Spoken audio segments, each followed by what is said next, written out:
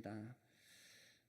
이 땅을 살아가는 모든 우리 그리스도인들은 하나님의 종이요, 그리고 하나님의 일꾼이며, 그리고 우리 주 예수 그리스도의 좋은 군사들입니다. 하나님은 우리를 하나님을 예배하는 예배자로 부르신 동시에 하나님과 하나님의 나라를, 그리고 하나님의 영광을 위해 일하는 일꾼으로 우리 모두를 불러주셨습니다. 그렇다면 우리가 하나님의 일꾼이요, 하나님의 종으로 하나님을 기쁘시게 하기 위해서는 과연 우리는 어떤 삶을 살아야 될까요? 우리가 어떤 종들이 되어야 하나님은 우리의 삶을 기뻐하시겠습니까? 중요한 것은 같은 종이라도 주인의 마음을 기쁘게 해드리는 그런 종이 있는가 반면에 주인의 마음을 아프게 하는 그런 종도 있다라고 하는 것입니다. 어디 가나 마찬가지인 것 같습니다. 한 가정 안에도 여러 자녀들이 있지만 그 자녀들이 부모의 마음을 다 이렇게 좋게 하는 자녀들은 많지가 않은 것 같습니다. 어떤 자녀는 부모의 마음을 기쁘게 해드리는 자녀가 있는가 반면에 어떤 자녀는 부모의 마음을 속상하게 하는 그런 자녀가 있는 것도 사실입니다. 저는 부디 바라기는 우리 모두가 하나님 아버지의 마음을 기쁘게 해드리는 귀한 믿음의 자녀들이 되시기를 주의 이름으로 간절히 축복합니다. 우리가 하나님의 종이요, 그리고 하나님의 자녀로서 하나님의 마음을 기쁘게 해드리는 것은 참 중요한 일입니다. 왜냐하면 그것은 우리의 존재 이유와 존재 목적과 연계가 되어 있기 때문에 그렇습니다. 여러분 한번 생각해 보십시오. 여러분들이 어떤 작품을 만들었습니다. 그런데 그 작품을 보면 볼수록 속이 상하고 기분이 좋지 않다고 한다면 여러분 어떻게 하시겠습니까? 여러분들이 어떤 물건을 만들었습니다. 그런데 그 물건을 쓰면 쓸수록 불편하고 전혀 도움이 되어지지 않는다면 여러분들은 어떻게 하시겠습니까? 아마 당장 그 작품과 그 물건을 없애버리지 않겠습니까? 그것을 부셔버리든지 아니면 그것을 처분하려고 하지 않겠습니까? 그래도 참 감사한 것은 무엇이냐면요, 우리 하나님은 우리 사람과 같은 분이 아니셔서 우리 같으면 우리 마음에 들지 않는 그 작품을, 그 물건을 한 번에 그냥 다 없애버리고 싶겠지만, 그러나 우리 하나님은 그렇게 하시지 않으신다라고 하는 것입니다. 하나님은 우리 하나님의 작품인 하나님의 사람들이 때로는 하나님의 마음을 속상하게 할지라도 하나님은 우리를 바로 처분하지 아니하시고 재차 우리에게 기회를 주시고 다시 우리가 하나님 앞에 돌아올 수 있도록, 다시 하나님의 마음에 합당한 삶을 살 수 있도록 하나님 우리에게 기회를 주시는 분이시기에 우리 하나님이 얼마나 감사한지 모르겠습니다. 그런데 우리가 기왕 하나님의 종들이 되었다면, 우리가 기왕 하나님의 자녀들이 되었다면 하나님의 마음을 아프게 해드리는 사람들이 아니라 하나님의 마음을 기쁘게 해드리는 하나님의 귀한 종들이 다 되어야 될 줄로 믿습니다. 자녀가 부모의 마음을 기쁘게 해드리는 것처럼 우리도 우리 하나님 아버지의 그 마음을 기쁘게 해드려야 될 줄로 믿습니다. 자, 오늘은 우리가 어떻게 하면 우리 하나님 아버지의 그 마음을 기쁘게 해드릴 수 있는지, 그리고 우리는 우리의 남은 인생을 우리가 어떻게 살아야 할지에 대해서 오늘 우리 함께 말씀을 통해 하나님의 말씀을 나누도록 하겠습니다. 여러분 말씀에 큰 은혜와 깨달음이 있으시고 그리고 도전과 결단이 있는 귀한 주일이 되시기를 주의 이름으로 축원합니다. 자, 오늘 우리가 본문 말씀은 하나님께서 다윗이라고 하는 하나님의 참 종을 통하여 우리 믿음의 사람들에게 주신 하나님의 말씀입니다. 오늘 말씀을 보시면 하나님께서 어떤 사람들을 찾고 또 어떤 사람들을 하나님이 기뻐하시는가 하는 것이 오늘 본문에 잘 나타나 있습니다. 이런 본문 말씀을 우리 다시 한번 다 같이 한 목소리로 읽어보도록 하겠습니다. 시작. 내 눈이 이 땅에 충성된 자를 살펴 나와 함께 살게 하리니 완전한 길에 행하는 자가 나를 따르리로다. 아멘. 자, 여러분, 세상에는 여러분 수많은 사람들이 살고 있습니다. 그런데 그 중에 하나님께서 특별히 살피시고 특별히 눈여겨보는 사람들이 있다고 오늘 성경은 우리에게 말씀하고 있습니다. 그런데 여러분, 그 사람들이 누구라고요? 하나님이 어떤 사람들을 살피신다고 말씀합니까? 바로 하나님 앞에 어떤 사람이요? 충성된 사람들을 하나님께서 특별히 찾고 살피신다고 말씀하는 것입니다. 자, 여러분, 하나님께서 살피시는 사람은 충성된 사람입니다. 하나님께서 찾으시는 사람들은 하나님 앞에 충성스럽게 주님을 위하여 일하는 하나님의 사람들을 하나님은 지금도 찾고 계신다 하는 말씀입니다. 여러분, 느헤미야 9장 7절 이하의 말씀을 한번 우리 앞에 보시고 같이 읽어보겠습니다. 함께 읽습니다. 시작. 주는 하나님 여호와시라. 옛적에 아브람을 택하시고 갈대아 우르에서 인도하여 내시고 아브라함이라는 이름을 주시고 그의 마음이 주 앞에 충성됨을 보시고 그와 더불어 언약을 세우사. 아멘. 자, 여러분, 아브라함은 세상의 수많은 사람들 중에서 하나님이 세우실 하나님의 나라의 믿음의 조상으로 하나님이 선택한 사람이었습니다. 그런데 하나님께서 아브라함을 선택하신 이유가 있었다고 오늘 성경이 말합니다. 그것은 뭐예요? 아브라함이 하나님 앞에 어떤 사람이었대요? 하나님께 충성된 사람이었다. 이렇게 말씀하는 겁니다. 그런데 아브라함만 그랬던 것이 아니에요. 성경을 보니까요, 위대한 이스라엘 나라의 지도자였던 모세도 같았음을 알 수 있습니다. 자, 민수기 12장 6절 이하의 말씀을 우리 다시 한번 앞에 보시고 함께 읽어보겠습니다. 시작. 이르시되 내 말을 들으라. 너희 중에 선지자가 있으면 나 여호와가 환상으로 나를 그에게 알리기도 하고 꿈으로 그와 말하기도 하거니와 내 종 모세와는 그렇지 아니하니 그는 내 온 집에 충성함이라. 아멘. 자, 모세는요, 수많은 선지자 중에서 특별히 하나님께서 특별하게 생각하셨던 종이었습니다. 왜 그렇습니까?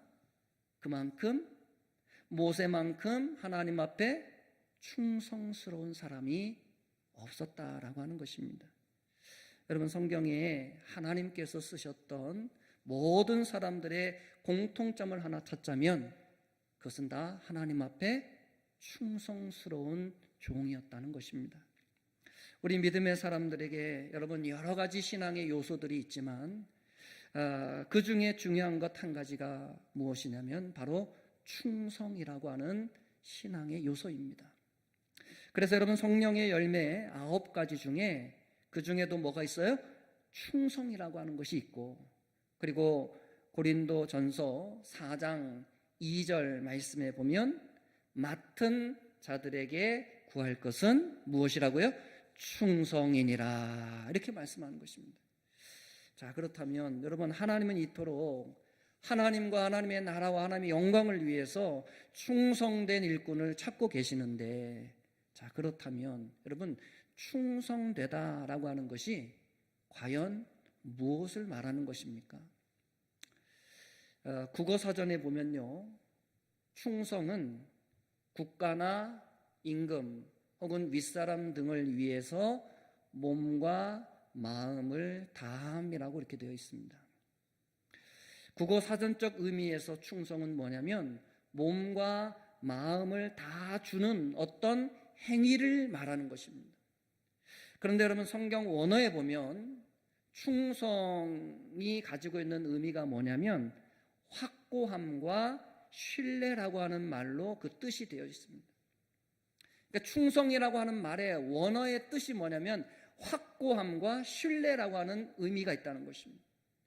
그래서 여러분, 오늘 본문에 충성된 자를 살펴 이렇게 할 때 이 충성된 자는 원뜻으로 하면 뭐냐면 확립된 사람 혹은 굳혀진 사람이라고 하는 뜻이 있습니다.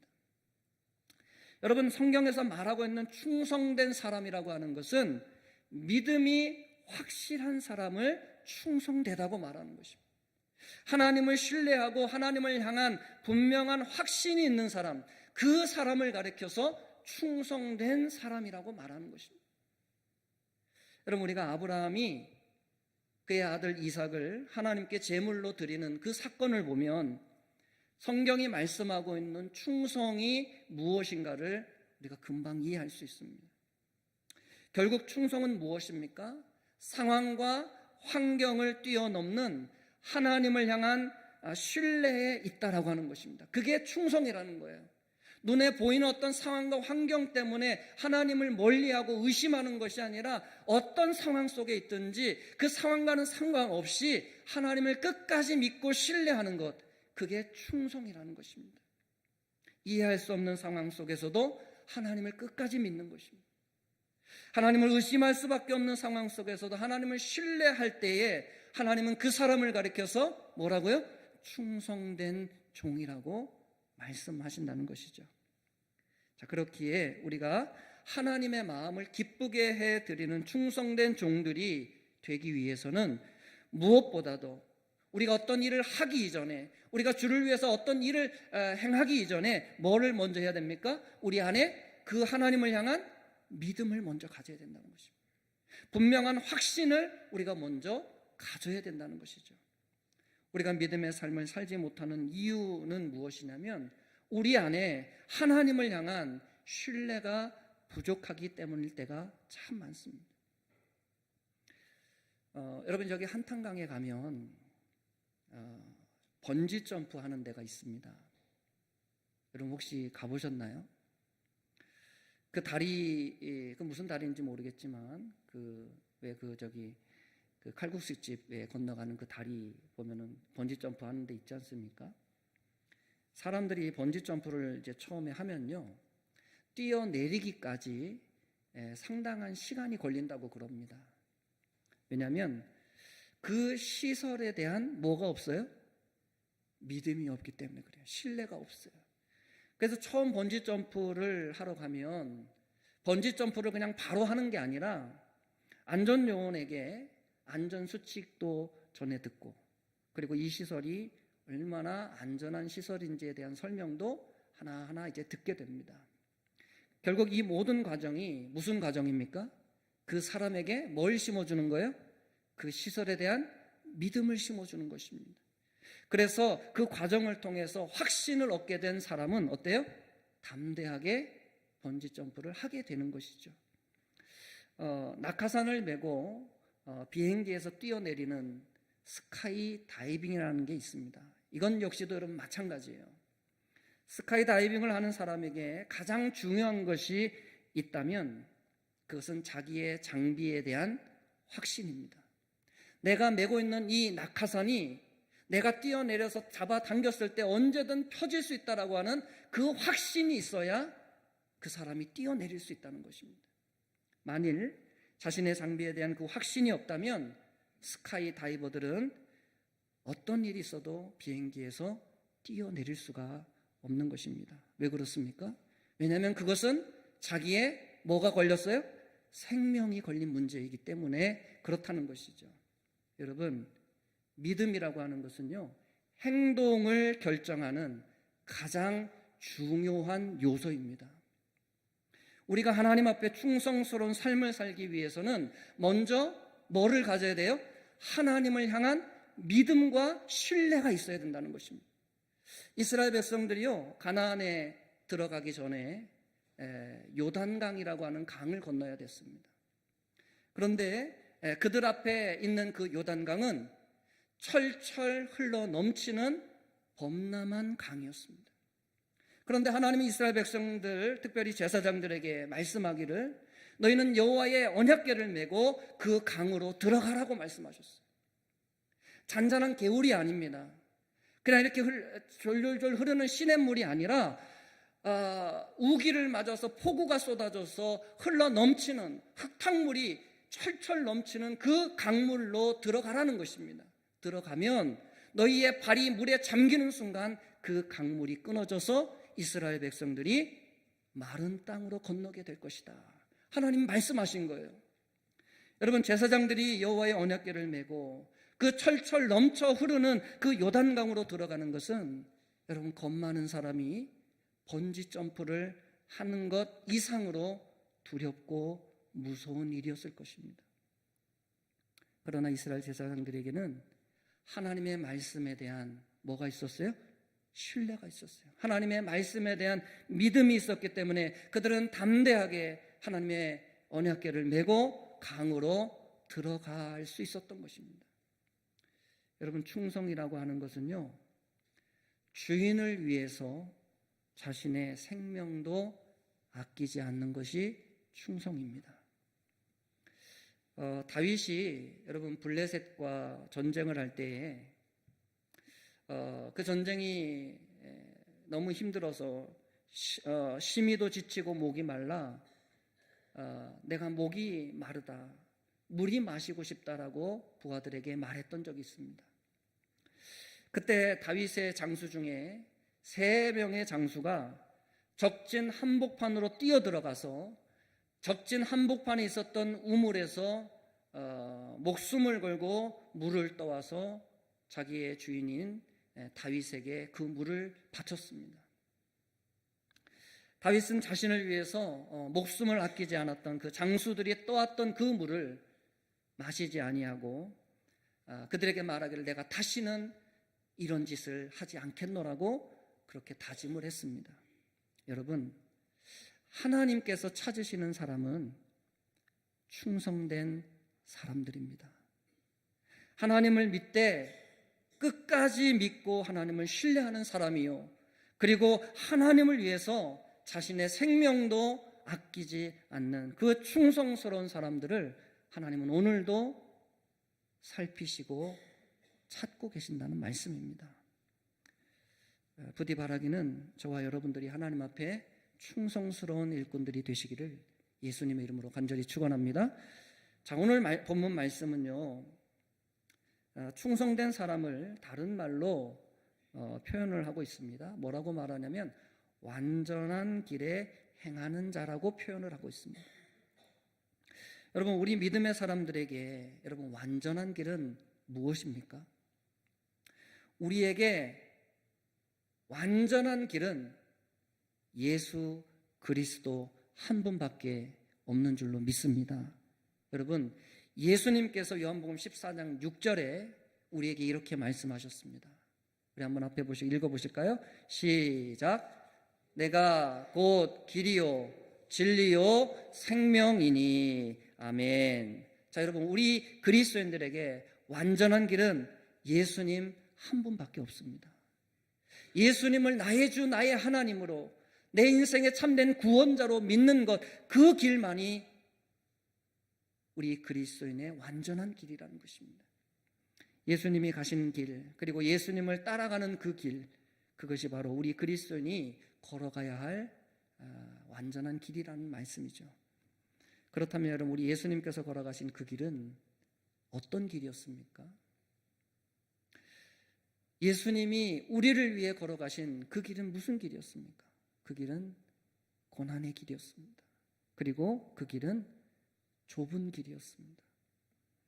예수님은 죄인을 구원할 왕으로 이 땅에 오셨지만 허름한 마구간에서 태어나셨습니다.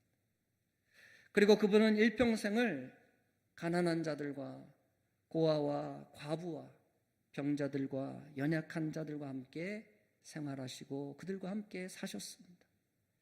그리고 그분은 죄인들을 대신해 조롱을 당하시고 핍박을 받으시고 모욕을 받으시고 채찍에 맞으시고 심지어 십자가에 못 박히시기까지 하셨습니다. 하나님의 아들이신 예수님이 여러분 왜 그런 고난을 당하셨습니까? 여러분 죄 없으신 우리 예수님이 왜 그런 고초를 당하셨습니까? 왜냐하면 그분은 하나님께 충성된 아들이었기 때문에 그렇습니다. 예수님께서 우리들에게 충성의 모본을 보여주시기 위해서 하나님 앞에 충성된 것이 어떤 것인가, 어디까지 충성해야 하는가를 우리에게 가르쳐 주기 위해서 친히 예수님은 하나님 말씀 앞에 끝까지 충성하셨다는 것입니다. 하나님의 말씀 앞에 끝까지 순종하셨다는 것입니다. 여러분, 충성의 다른 말은 순종이라는 말입니다. 우리가 하나님께 충성한다는 것은 하나님께 죽기까지 순종한다는 것과 같은 말입니다. 죽을 때까지 신앙과 믿음을 버리지 않는 것을 말하는 거예요. 인생의 핍박 앞에, 고난 앞에 신앙을 포기하지 않는 것을 말하는 것입니다. 그게 충성이에요, 충성. 그런데 여러분, 그 순종의 여부는 무엇으로 드러납니까? 우리의 행동과 결과로 나타나게 되어 있어요. 아브라함이 여러분 독자 이삭을 잡기 위해 칼을 빼들었을 때 비로소 그때 하나님께서 그의 믿음을 확인하셨던 것처럼 우리 예수님이 십자가에 못 박혀 죽으셨을 때 그때 예수님의 충성을 하나님께서 인정하셨던 것처럼 우리가 하나님의 말씀에 온전히 순종할 때 우리 안에 있는 믿음이 진실한 믿음임을 드러나게 될 것입니다. 그렇게 오늘의 이런 말씀을 정리하면 이렇습니다. 하나님은 지금도 이 땅에 충성된 사람들이 있는가 찾으시는 하나님이십니다. 그런데 하나님 앞에 충성된 사람은 하나님을 끝까지 신뢰하고 믿음을 지키는 사람입니다. 그런데 하나님을 향한 그 믿음은 순종이라고 하는 행위로 드러날 수밖에 없다는 것입니다. 그 대표적인 예가 바로 아브라함과 모세와 같은 신앙의 사람들이요, 그리고 우리를 위해 십자가 지신 예수 그리스도가 우리 충성의 가장 큰 모델인 것입니다. 우리가 기왕에 예수님을 믿고 예수님의 마음을 기쁘게 해드리는 그런 참 믿음의 사람들이 되어야 될 줄로 믿습니다. 여러분, 잠언 25장 13절 말씀인데요, 한번 같이 읽어보실까요? 시작. 충성된 사자는 그를 보낸 이에게 마치 추수하는 날에 얼음 냉수 같아서 능히 그 주인의 마음을 시원하게 하느니라. 아멘. 여러분, 우리가 여름에 한참 뜨거울 때 들에 나가서 들녘에서 일을 하다가 땀을 펄펄 흘리는 그때에 누군가가 시원한 얼음물을 가지고 와서 우리에게 줬을 때 그 얼음물을 벌컥벌컥 들이마시면 우리 속이 어떻습니까? 속이 시원하잖아요. 여러분, 하나님 앞에 충성된 사람이 이와 같다는 것이에요. 하나님이 그를 볼 때 그 마음이 어때요? 하나님 마음이 시원하다는 거예요.